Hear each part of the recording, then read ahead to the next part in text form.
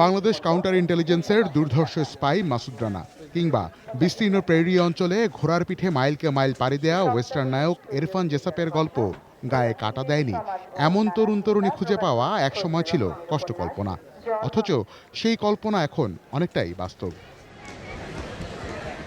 পাঠকরা বলছেন ২১ শতকের গোড়াতেও পেপারব্যাক এসব অনুবাদ নির্ভর সাহিত্যের প্রতি তারুণ্যের যে উন্মাদনা ছিল গত কয়েক বছরে তা কমে এসেছে অনেকটাই।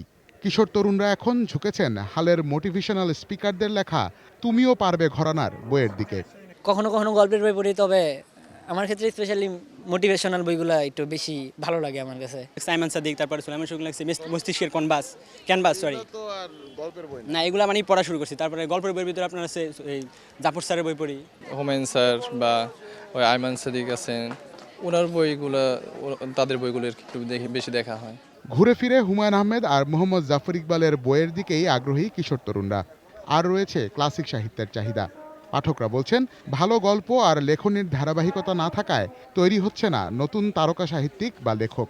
ওইভাবে আসলে অত বই টই পড়াও হয় না, তো যার কারণে আর কি মানে একটু আগ্রহ কমে গেছে সেই দিক থেকে। ইউটিউব তারপরে অনলাইন মানে অনেক বেশি চলে আসার কারণে এগুলো হয়তো একটু কমে গেছে, কিন্তু জনপ্রিয়তা এখন আগের মতোই আছে। আকর্ষণ করার যে ইয়েটা, ওইটা নতুন লেখকদের মধ্যে আমি পার্সোনালি পাই না ওইরকম। তো দুই একটা লেখা হঠাৎ করে ভালো লেগে যায়, কিন্তু ওইরকম ভাবে আর কি আকর্ষণ করে না। Mofidul Topu, ATN news, Dhaka.